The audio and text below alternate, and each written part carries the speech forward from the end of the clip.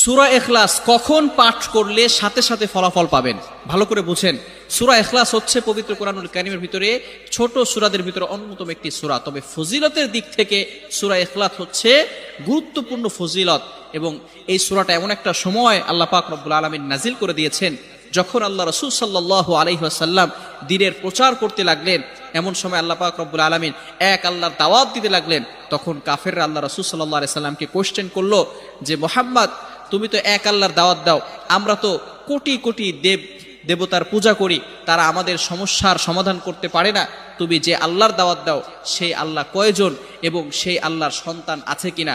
সাথে সাথে আল্লাহ পাক রব্বুল আলামিন এই কাফেরদের প্রশ্নের উত্তরে আল্লাহ রাসূল সাল্লাল্লাহু আলাইহি সাল্লামের কাছে এই সূরাটি নাজিল করলেন, কুল হুয়াল্লাহু আহাদ আল্লাহুস সামাদ লাম ইয়ালিদ ওয়া লাম ইউলাদ ওয়া লাম ইয়াকুল লাহু কুফুয়ান আহাদ।